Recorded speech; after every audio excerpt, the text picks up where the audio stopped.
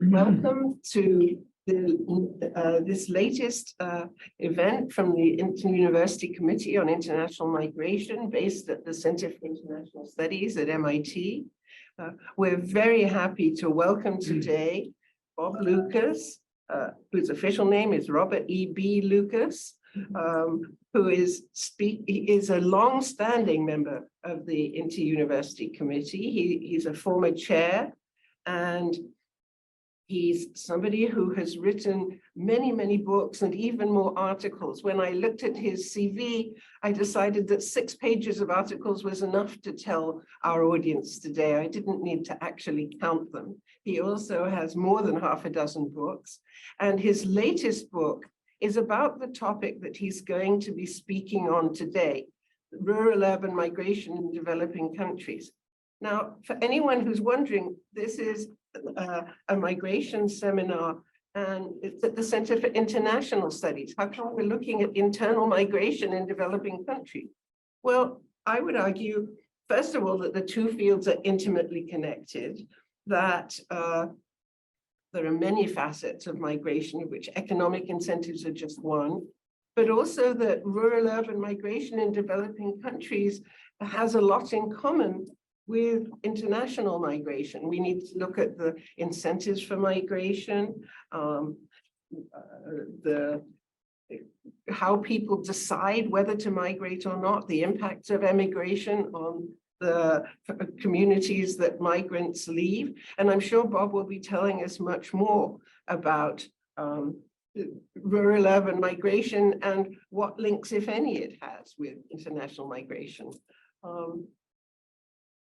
I also want to note that Bob Lucas, before he stopped being chair of the Inter-University Committee, he and I organized an interdisciplinary inter-university conference on the economics of forced migration, refugee migration, something which at the time was barely known as a question. The idea was, we can't talk about economics and refugee migration, they just go. And it's since become an extremely lively part of the conversation about internal and international migration.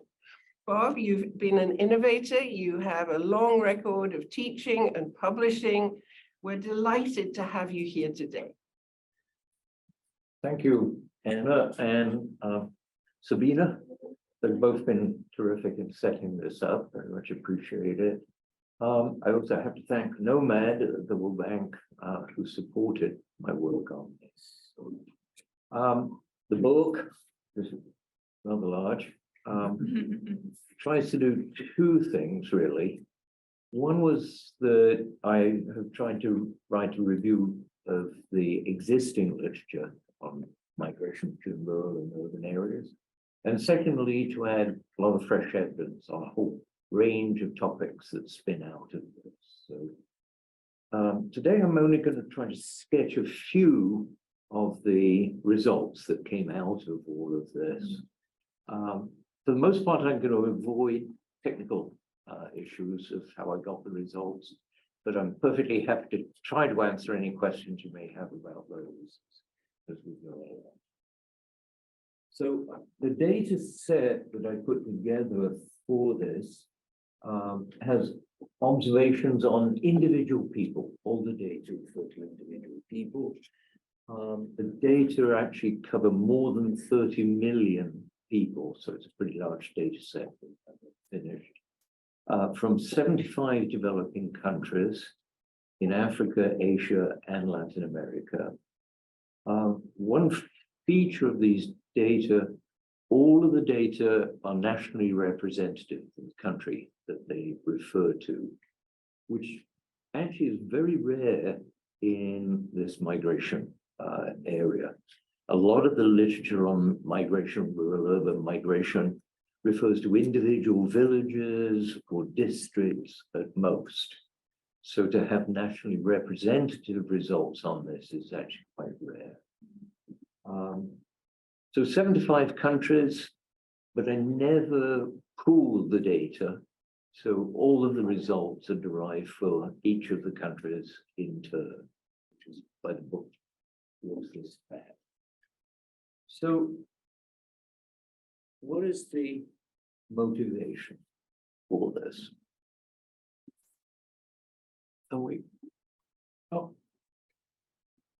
Motivation. First of all, internal migration far outweighs the number of international migrants. There are some numbers trying to estimate the number of internal migrants, but I think they're fairly meaningless in the end. What does it mean to ask, have you migrated from one region to another, as opposed to have you migrated from one village to another in the same district? And they ignore those kinds of differences in these counts. So please don't ever cite numbers on internal migrants. Rural to urban migration is an integral part of the structural transformation that happens in developing countries, in moving out of agriculture, moving into industries and services. The extreme poverty in the world is concentrated in the rural areas of the developing countries. So if you want to do something about extreme poverty, you do need to look at migration opportunities for those people to get out of those rural areas. And climate change is accelerating all of this. Yes, we see coverage, cities, coastal cities are going to get flooded as sea levels rise, but the rural areas are bearing the brunt of the climate change at this point. There's a mass destruction of income sources happening in rural areas in many countries, particularly in Africa, but also South Asia. So the whole process is getting accelerated. Despite this concentration of poverty and the increasing threat of climate change, almost all developing countries prioritize limiting or even reversing rural-urban migration. Why? I suggest three possible arguments. One, very realistic. There is clearly excessive pressure on urban infrastructure. Sewage, water, schools, everything are overcrowded in the urban areas. This is particularly true in some of the megacities that have appeared in the developing world. Secondly, urban poverty is particularly visible. It's perfectly obvious people living in slums that they're in poverty. Rural poverty tends to get neglected, even though it involves far larger numbers of people and is far more threatening, because you don't see it as easily. A lot of that revolves around food insecurity. And the political threat that rural, disadvantaged urban populations tend to be the main source of threat to the people in charge. So they don't want more disadvantaged people showing up in the urban areas. Despite all of this, I've got a quote here from UN Habitat study. About 40% of countries in Africa and the Asia Pacific region are still in the process of developing any national urban plan. So there's clearly a pressing need to think about what we're doing with these urban areas and cities. Did it change? No. Yes. Rural-urban migration is commonly assumed to be the chief source of growing urbanization. There are three potential elements accounting for urban growth. First of all, natural growth of the urban population, the extent of births exceed deaths as the original population in the urban area. Second, the one that gets all the blame, net rural urban migration. And it should be net, because I'll mention as we go along, there's actually quite a lot of urban to rural migration as well. And third, something that we call reclassification of rural areas as urban. We throw out an extreme example. Imagine a population, a village with a population in one census, 19,900 population. And this country defines urban as any settlement with more than 20,000 people. If by the time of the next census, you've had a net rural migration in of just 200 people, you've got an increase in the urban population of 20,100. That village has now been reclassified as urban. There have been a couple of attempts to look at this in 3 countries that I know of, in Uganda, Indonesia, and in China. And in all 3 cases, they concluded that reclassification is indeed important, but they couldn't come up with a real measure of how important.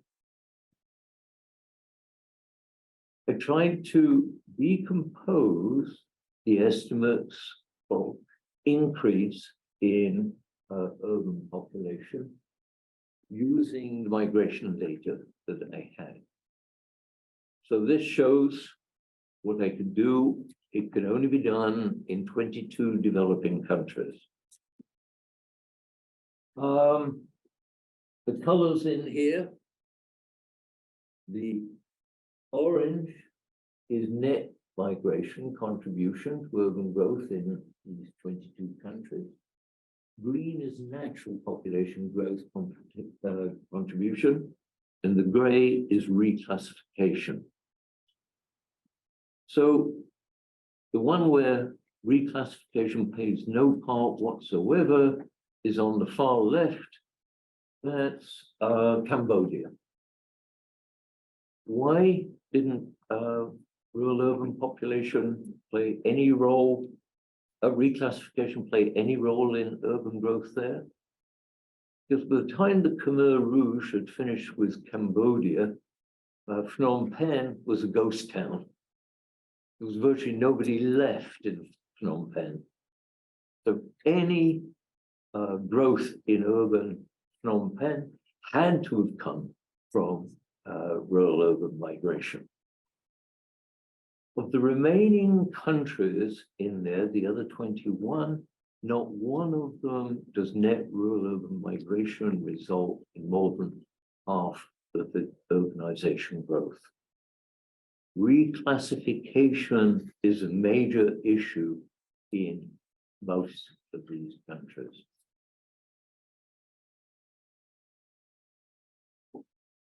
So,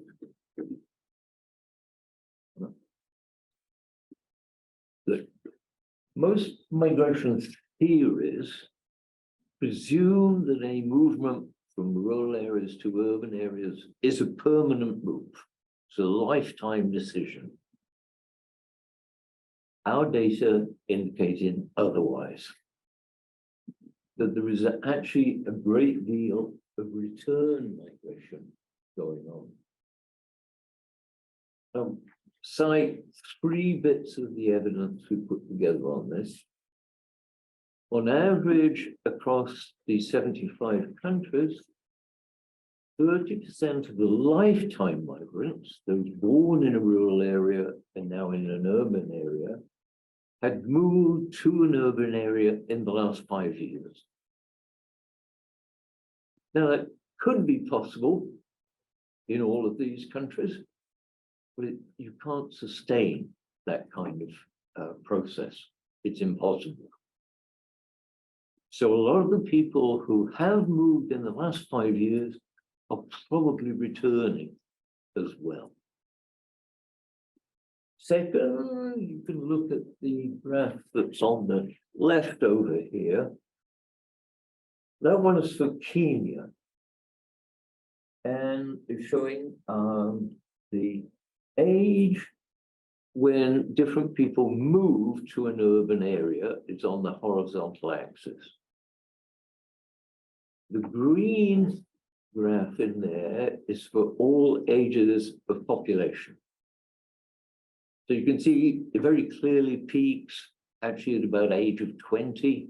That's when most people move into town. We've known that for a long time.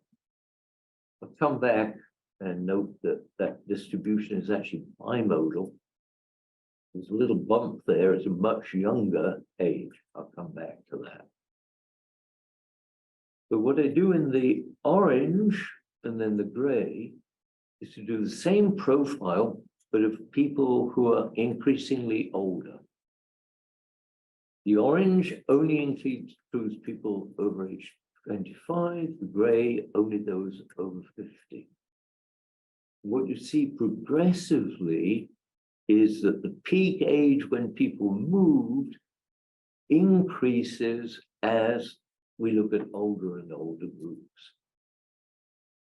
So a significant fraction of those older groups have probably returned. But I think the one that really sold it to me was, I picked an example here in the right-hand graph. I could only do this for about half a dozen countries, but this one is for Cameroon. What we're comparing here are data from two different censuses, the 1987 and 2005 census for Cameroon. And it gets asked along the bottom axis, years since arriving in the urban sector. So the blue there is for the early census, for the 1987 census. So you can see the people who now show up at the age of 18, they had just arrived in town 18 years ago.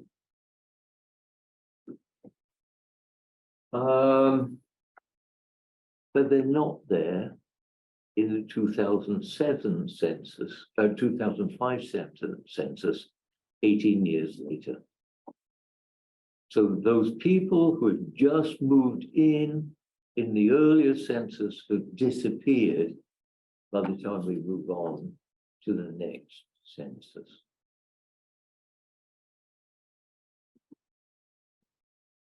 So what's going on here? There are three standard hypotheses usually put out there to explain return migration, both international and internal. First, you move into town, you move to another country, and things don't go well. You fail.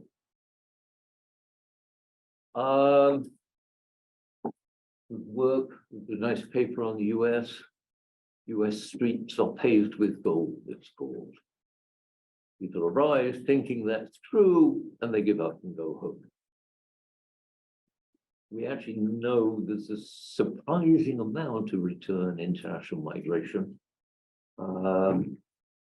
Look at the mass migrations to the US from Europe in the early part of the last century. A huge fraction of those people actually went home again, especially to Italy.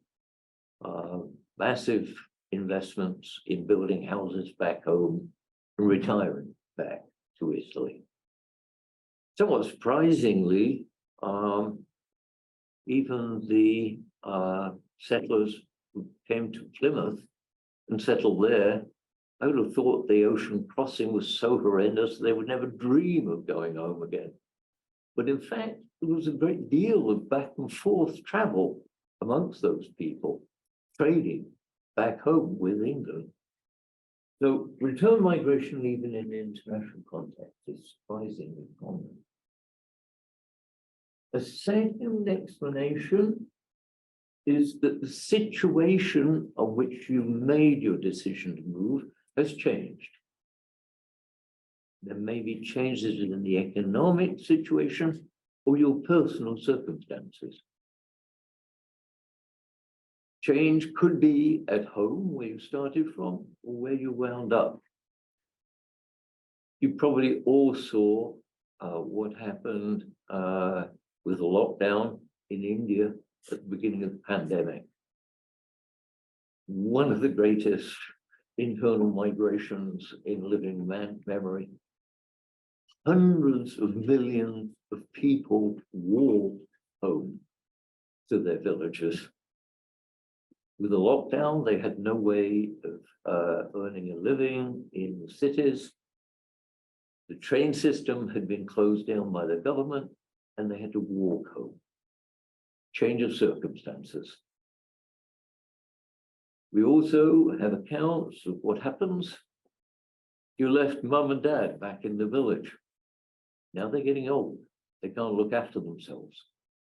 Somebody has to go home and look after them. So changing circumstances can well cause those kinds of returns. But I think the other big one is target saving. That you moved into town to save, fully intending to return back to the village when you'd saved enough. Saved enough to build a nice house. Saved enough to get married. Saved enough to educate your children. So, what do we see? Dynamic panel longitudinal data, whatever you want to call it, in developing countries has increased, but it's still quite rare, unfortunately. Particularly the kind of data where you can look at migration. If you think about it, it's actually very difficult to collect. Panel data usually has the interviewers going back to the same house that they interviewed 2 years or 5 years ago. But with internal migration or even emigration, it's not the same people living there any longer. Especially if the whole household moved. Where do they move to? Nobody knows. So putting together panel data with migration is quite difficult. But there are about 8, 10 useful surveys that can be used on this, and I tried taking a look at them. First, in this context, I asked people who move into town, do their incomes actually rise after moving into town? It's been a long debate. There are a lot of claims in the literature. If you're poor, you arrive in town, you move into the slums, and you never get out of the slums. You're stuck for life.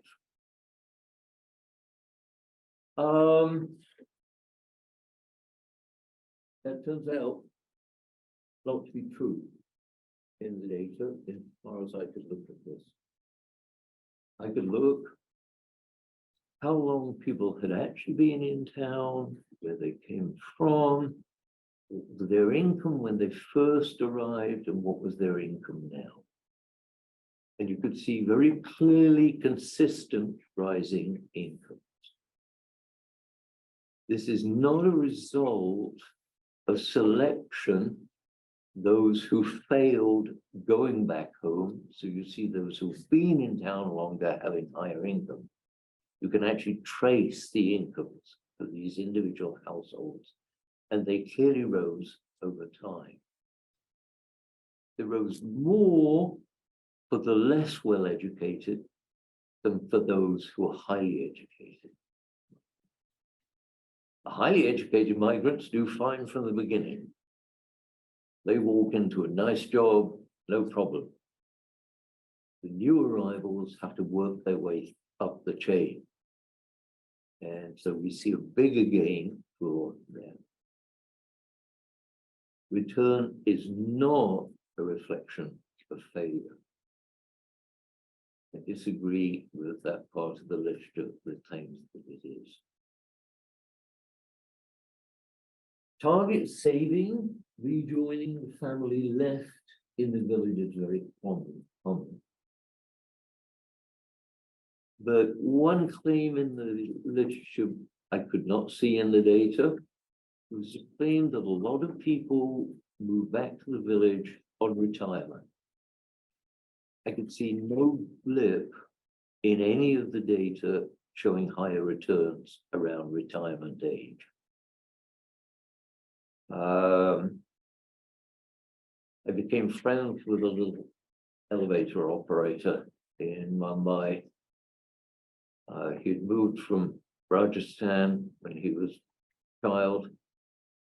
And he would always talk with me about intending to go back to his village and go home. He had worked and worked and worked operating this elevator. He always intended to go home. He never did. He died in Mumbai and had never managed to even visit his village back home. Again, a lot of people have looked at stated intent to return as reflecting that they will return. It may well not. They can be very different. We don't know very much about short-term migration, meaning less than a year. You're leaving your home for 6 months, even 9 months of the year.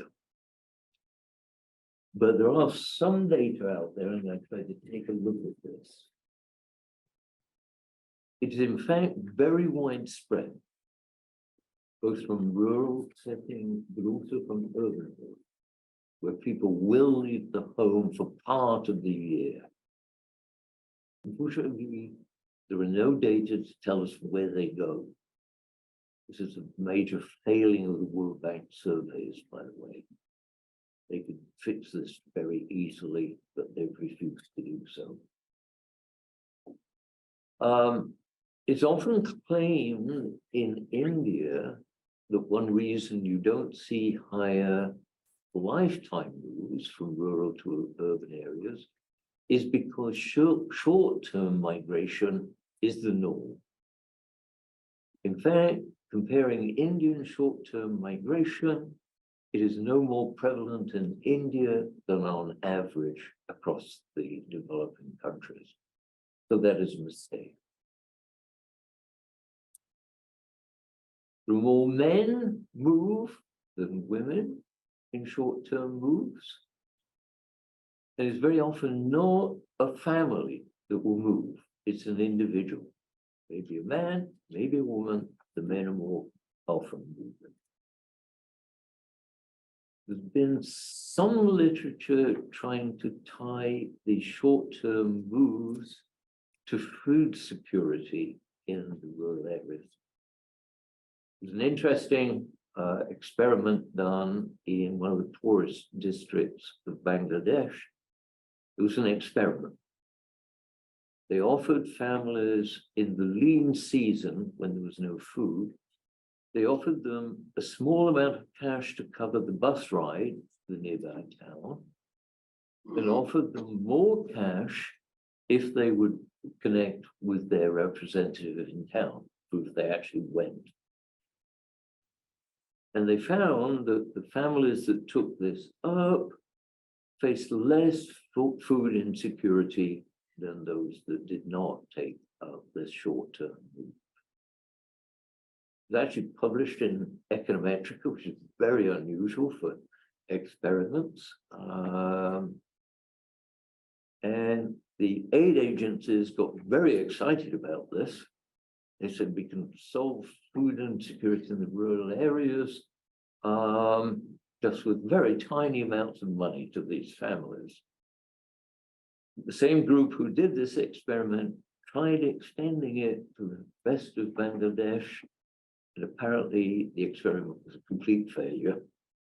It got no results at all consistent with their original results. So not sure where we're to on that one. PhD topic out there for somebody, I think.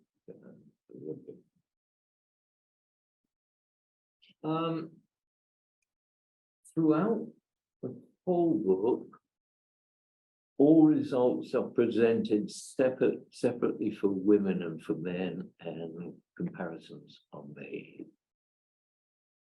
So these graphs, for the blue is for Africa, the purple for Asia, and the green for Latin America.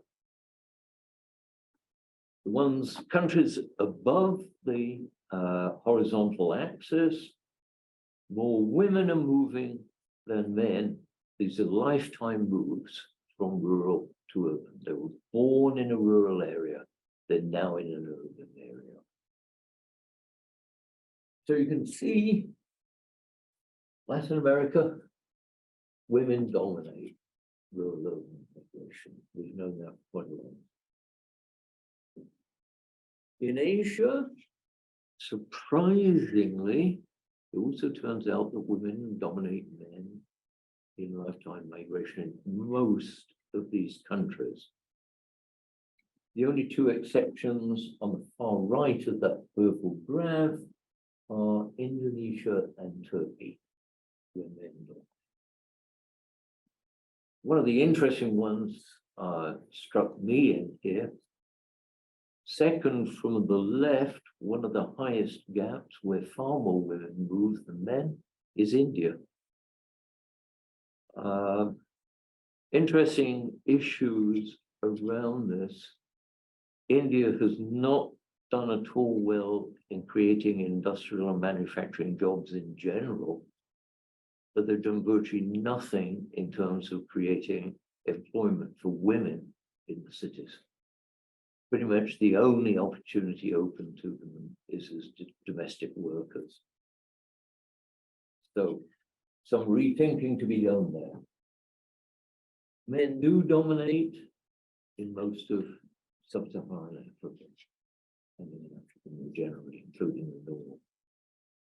The only exceptions on the left there, a little bit higher number of women than men. You won't be able to read the countries, hopefully you can in the book. That's Lesotho, Ghana, and Uganda, where there are more women than male migrants.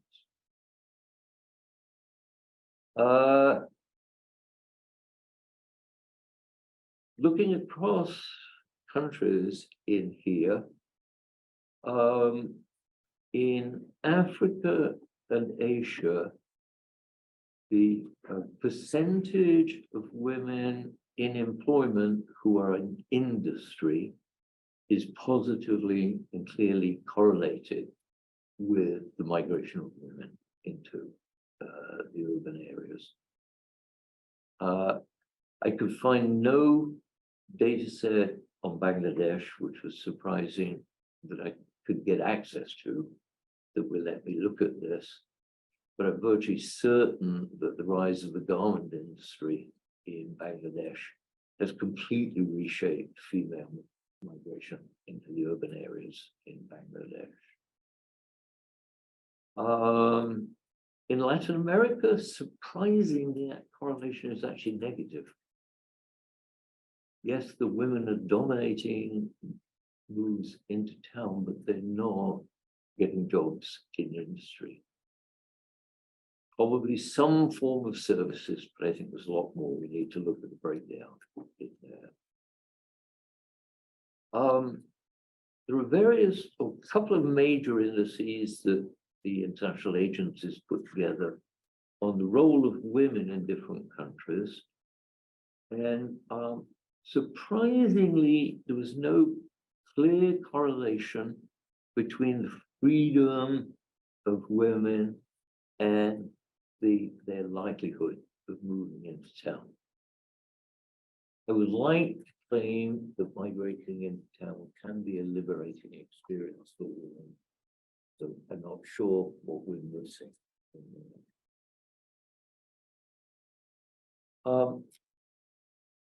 One neglected topic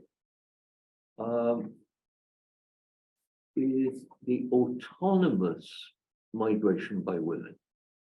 This means without a male partner or parents, somebody in charge of you.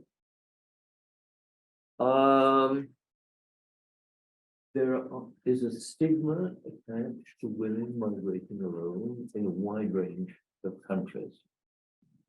But we actually know very little about the true patterns of this. So I tried to take a look. So this graph shows on the horizontal axis the proportion of never married women relative to married women who migrate. The vertical axis takes another measure of single women, those who are widowed or divorced, the same ratio. So the blues in here are again for Africa. And you can see, surprisingly, a whole set of those blue dots for various countries in the positive quadrant up there. A lot of single women of both forms, never married or widowed or divorced, are more likely to move into urban areas in a wide range of African countries, despite the fact that there's a great deal of discussion in the literature about stigma against these women moving. I tried, it's just because you're single and you move into town, doesn't necessarily mean you manage to move on your own. So I also took a look of the never married women who are in town, how many are living without a parent or other relative present other than their own children. And you actually get quite a range even within Africa and Asia. Stretches in Africa from Egypt, where there's virtually none, to Botswana, where it is extremely common. Never married women living alone. In Asia, among my data, stretches from Pakistan at the very, very low level to Malaysia, where it's extremely common and women are very productively involved in manufacturing in Malaysia. So again, a topic I think where we could do a lot more digging in the data. I could find virtually nothing based on data in this when I started out. Turning from patterns to economics, I could speed up a bit. First, the gap in incomes between rural and urban households is actually one of the largest sources of global inequality. We talk about the gap between the top 1% and the rest of the population. That contribution is completely overshadowed by the gap between rural and urban areas. The economics literature is split down the middle. Some of these people say this clearly represents an inefficient allocation of labor. The old literature, Arthur Lewis, Ranus and Fay, through to the more recent stuff, Brian Morton, 17 paper on this, very nice paper. But there's another set of literature that argues, to put it crudely, they say rural to urban migration represents bright people moving out of the rural area and moving into town. Urban to rural migration represents the dumb people leaving town and moving to the rural areas. So you're sorting people bright in the urban areas, dumb in the rural areas, and agriculture doesn't need bright people. I use that expression to a friend who's a farmer in Australia with about 30,000 acres. He said, what?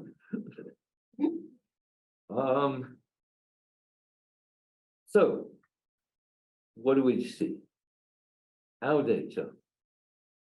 First of all, we do confirm the rural to urban migration selects on better educated. More highly educated you are, more likely you are to move into town.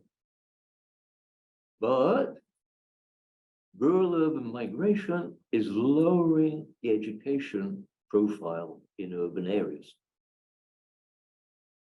Yes, you're more likely to move if you've got a high education, but there are a heck of a lot more people with virtually no education, and they're the bulk of the migrants who are actually moving. It's a question of numbers.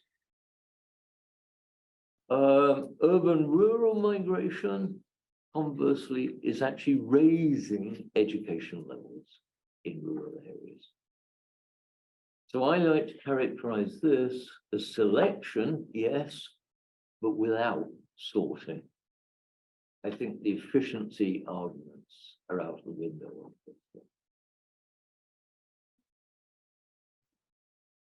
Chapter 5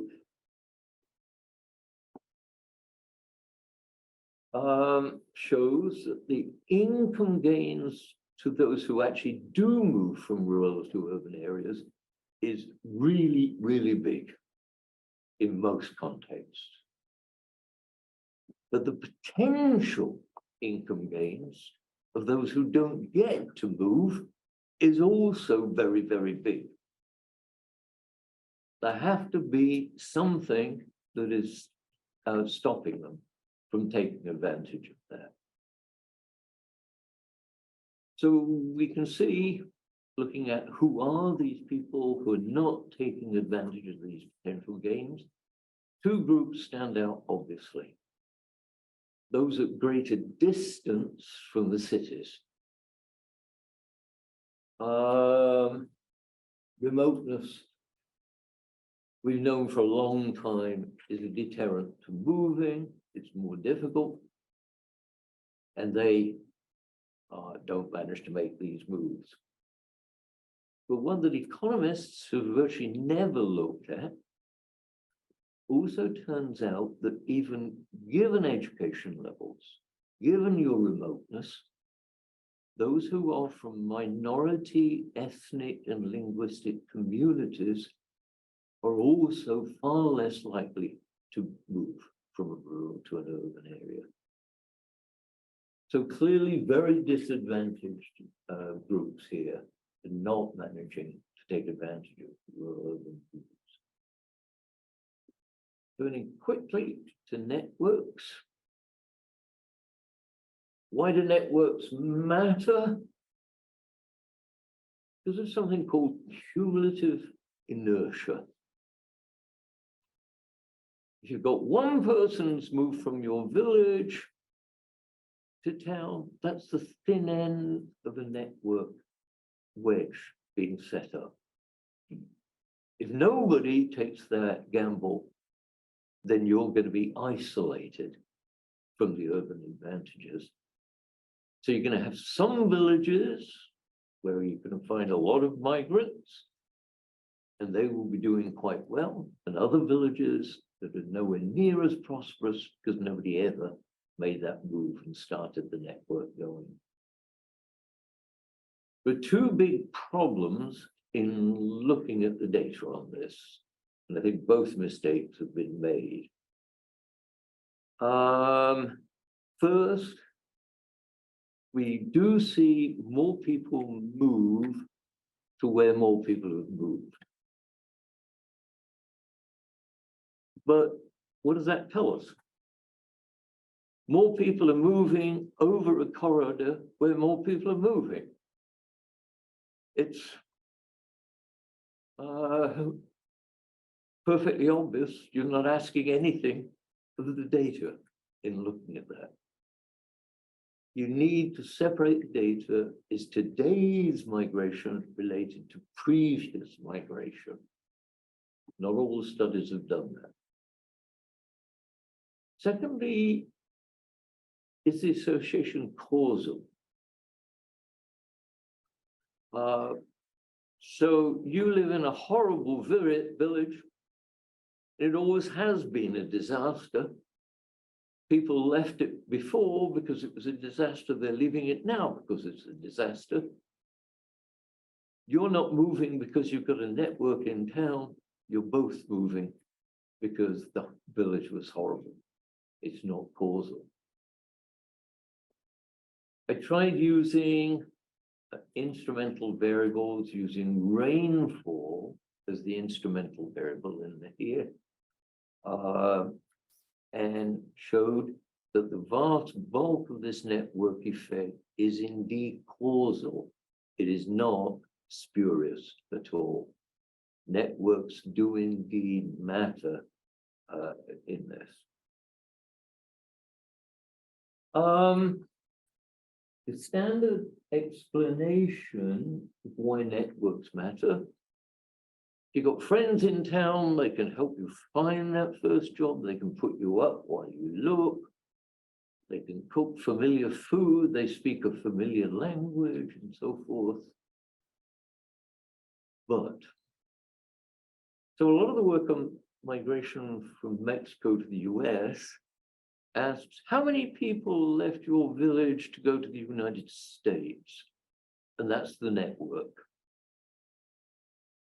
So you're thinking of moving to Minneapolis, but everybody from your village previously moved either to Miami or Los Angeles. Are they really going to provide that kind of network for you?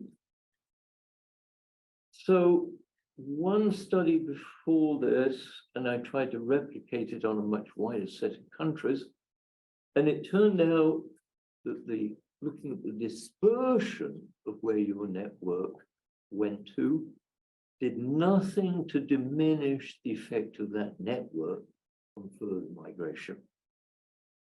So I think that idea that they're helping you on the spot is not working that well. But I think it's a more likely interpretation. The reputation of those people who move to an urban area having done well is then the driving force behind that previous migration. There is a small literature where people have tried to divide and say, if more women have left your origin for town, does that mean that more women will now migrate? And there are a couple of papers claiming this, but usually on fairly small case studies. I could not find any supporting evidence at a national level that that was the case. It did not seem to matter the gender mix of the network that you had. But the networks do prove far more important for less well-educated people. The better educated don't need that network to find that first job. They're probably comfortably enough right from the beginning. They don't need friends to put them up. It's the less well-educated that need those networks.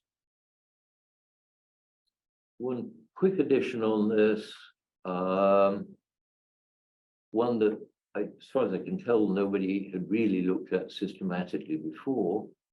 I looked at networks at origin and not just destination. And it turned out that the larger your ethno-linguistic religious community in your origin, the less likely you were to move to a rural town, which makes a lot of sense. They look after you, they offer credit, insurance if you stay in the village. Consider that 154. Maybe I should stop. First of all, thank you, Bob, for this. This has been really interesting. And before we go to, I just want to remind people who are listening, who are not here in person, there's a Q&A And I want to ask people who are participating but not physically present to put their questions in the Q&A at the bottom of of your Zoom page. And what about people here? Yes. Hello. Thank you for your presentation. Gabriela. I'm a fellow here at CIS, and I come from Brazil, and I have a curiosity. Sorry if I misunderstood it, but is the data analysis covering a specific time range? And if you notice any significant change in patterns of migration over time, for example, using Brazil as an example, we see now that the economy depends much more on the rural areas than it depended in the past. So now the GDP of the country depends on rural activities, not on industrial and urban activities. So the question is, what's the time range of the analysis, and if you notice any significant changes over time, like is what I mentioned in Brazil? Many of these countries, I couldn't establish data at two different points in time. Brazil, yes. Brazil is one of the countries where there is more evidence on internal migration. And you're right, the patterns of migration have also changed. My quick reading of that is that the migration of lower skilled people has actually continued from the Northeast to the Sao Paulo area. But the migration of the better educated people has actually changed dramatically.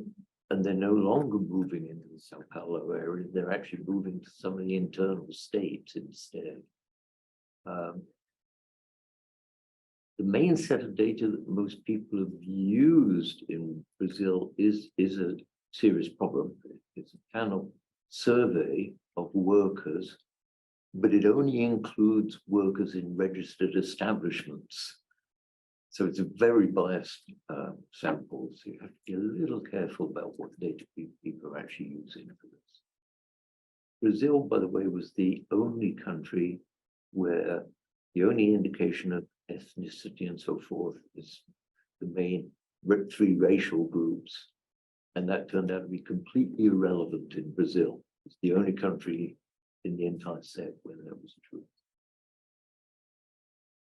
Do we have other questions from the floor here right away? People. Bob, I have a question. Please. And I thought one of the most interesting things about your talk was the way in which we keep coming back to data problems. And I wondered whether you had given any thought to ways of getting both at the level of national censuses through the UN, which has managed in the past to persuade governments to include additional questions or to agree on uniform questions in censuses, and at the level of empirical research. What ideas do you have about new ways to do research? I see it's very tempting to think about ways in which we can either offer money through the internet that would give people incentives to fill out surveys, or using geolocation to figure out where people are. What are your ideas about new ways to get the data? Because obviously one of the things you discovered was the frustration that a lot of data that we really need to address this serious phenomenon isn't there. Well, on the internal migration for a moment, 20 years ago, I wrote a report to the World Bank on what I thought they should do with the internal migration, with the LSMS surveys that they do. That was repeated 10 years later by part of the World Bank staff, who agreed with me, and the LSMS have refused to change anything. I blame the World Bank for this. On the international, to my mind, one of the giant questions is getting better data on refugees who are being returned to their country of origin. And also, there's virtually no systematic data on internally displaced persons. One reason is we don't have any kind of sampling frame. Where are the refugees who've gone home? Who are the internally displaced? How are you supposed to identify them? And I've actually suggested to the UN Population Division just adding a couple of questions in censuses could prove incredibly rich in being able to pin all of that down. Just ask, have you ever lived abroad? Which country were you in? Were you a refugee or a worker? Doesn't take a lot. I'm not optimistic that they'll get anywhere with this. There's a question from the web from Janak Raj Shah. What are the impacts of rural migration? Can the impacts be considered positive? So I think this means rural to rural. Rural migration. Rural migration is quite difficult to analyze because of the way the data is set up. If they only ask, have you moved from one village to a village in another state, you're probably missing a great deal of the rural migration. So the cutoff of where you want to talk about rural migration is quite complicated. There is far less research done on rural migration. I think partly as a result. Okay, other questions from the floor? Yes. Hi, my name is Emma Smith. I'm a PhD student at the Kennedy School. And this isn't my question, but I will just briefly mention I'm actually working with some co-authors on a representative sample of Syrian refugees in Jordan and tracking people who do return. Good. Fortunate to work with the UN on that. But I was curious if you had, I guess, measured any variables about the types of investments that people make when they migrate. And if you notice any patterns in the data around like the types of investments that people make, say after they've migrated to an urban area, and how that might impact the probability that they end up returning to a more rural area. None of the data sources I had ask anything about savings or investment. The only kind of hints you can get is looking at education of children and housing. Both of which definitely improve over time in town. But business take up, there's far less on that. There is a woman at the University of Southampton, you probably know her work, Jackie Warber, done really tremendous work on this in Egypt, published work. And in the last, I'd say 4 or 5 years, she's also done some great work on the labor market in Jordan and refugees. Whole series of papers on that. What was the name, sorry? Jackie Warber, WHBA. Okay. Yeah. Thank you. I'll look into that. Thank you. Other questions from the floor here in the seminar room? Anyone? Yes. No, you go first because you haven't asked a question before. I'm curious about the implication of this study to policymakers. So if you are like a local government, like what would you suggest, like a president or like a prime minister of country, I'm from Indonesia, to take from your presentation about like the implication of rural urban, or they should push for urban to rural? Because for my case, like now they're opening up a new capital city, which is going to need a lot of push from urban to rural area now, and like develop talents over there. So, but it's kind of like chicken and egg problem, and how do you incentivize people to move the other way around? How do you get them to move the other way around? I think part of the issue is what kind of policies are in place trying to encourage people to stay in rural areas. That varies a lot. Most obvious one is various kinds of agricultural subsidies. Yes, the food security issue is a very real one. You need food produced. As a trade economist, I would question, do you have to produce the food in your own country? If your comparative advantage is not in that area, you would do better to export and use the earnings to buy the food instead. And I gather people who work in this tell me that acceptance of more international diets has become the norm, increasing norm in developing countries. So relying on imported food may be an increasing possibility.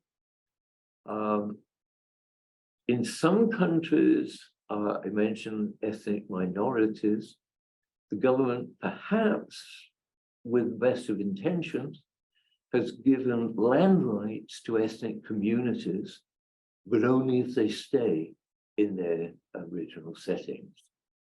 So this is tying them to staying in a rural area. And if you're in an area of increasing climate disaster, that's going to be a recipe for problems down the line. So the UN asks these countries year by year to fill in a form. Do you have policies in place to discourage rural-urban migration? Yes. But I think these governments have very little idea of what the gamut of policies actually does. It's everything from agricultural subsidies through to exchange rate management, which affects the terms of trade between industry and agriculture. So there's virtually no such thing as a policy that does not impact rural-urban migration. And I hate to say it, I'm a little skeptical about your new capital. I think it's going to be a very expensive undertaking, so we shall see. Do we have any other questions? We have thanks, but no more. I don't see. Do we have more questions?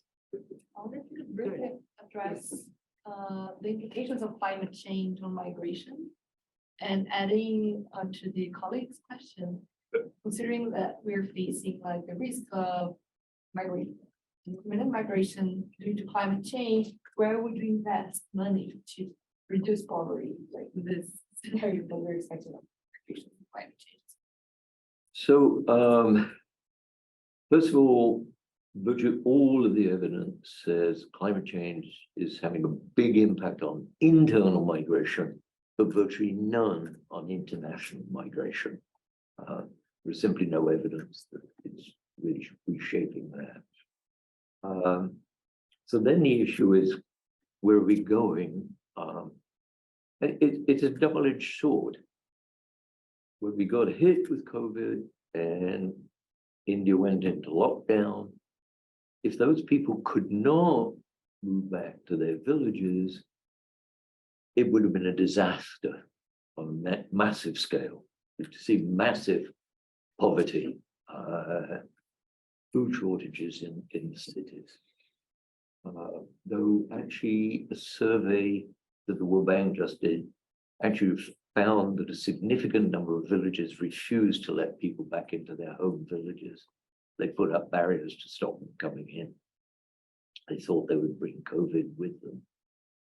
But the rural areas have played a significant safety valve in the event of disasters like this. During the East Asia crisis, there was a massive move out of Jakarta back to the villages in Indonesia. It was a safety valve reaction. So you're trading off. Rural areas are a safety valve, but they're going to be an increasing risk, I think, over time. I don't know what we're going to see in countries like the US as well. Life in rural California isn't looking so rosy at the moment either. Interesting to see what happens. Climate change is also threatening some of the biggest cities. I think of Lagos as a and the question there is I want to go back for a second to the very beginning of your talk, where you talked about the fact that the political, if you like, incentives for governments to be concerned about rural-urban migration is that they're having trouble addressing the growth of the very biggest cities and the enormous negative externalities that come along with migration to those cities. Yeah. But one concern I have, you asked about planning for return migration, but also I question the emphasis on very large cities. No. That I think a very important question is, who are the people who are migrating to medium-sized cities?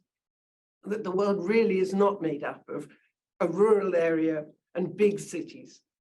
And whether governments can do anything to facilitate migration, but also the provision of sites which are not going to turn immediately into slums in those cities. There clearly have been various attempts, I think with mixed success, trying to set up growth poles in smaller urban areas.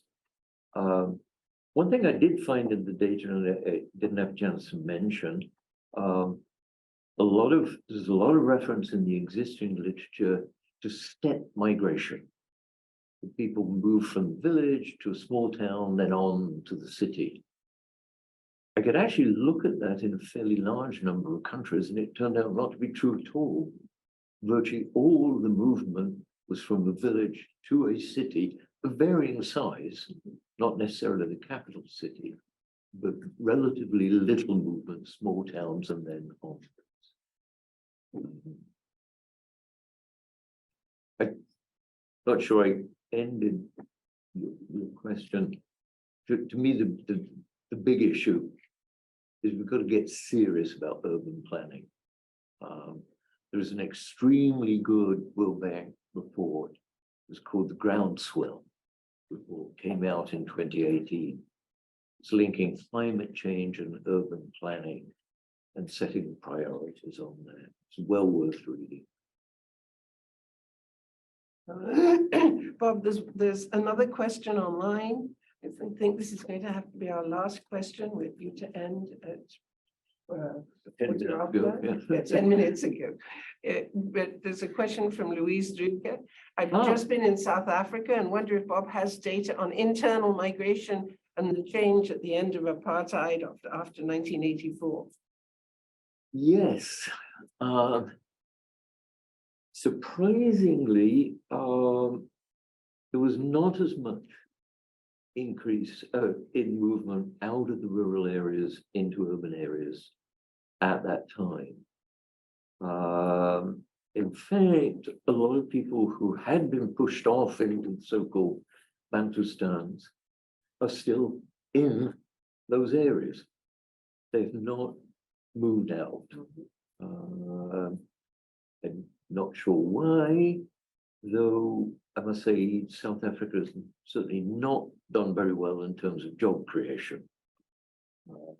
So it may be the life in the rural areas is a lot easier than trying to piece together.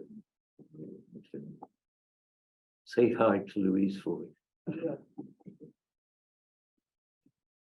Thank you all very much. I want to thank everyone for coming, whether you came in person or on the web.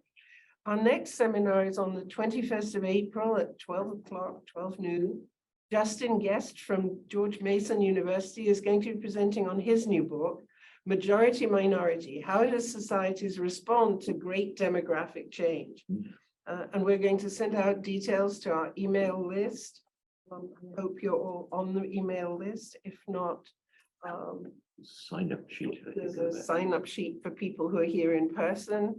And you can email the Center for International Studies. If there isn't, there should be a link in any case on the internet. Thank you all very much indeed. And Bob, above all, thank you.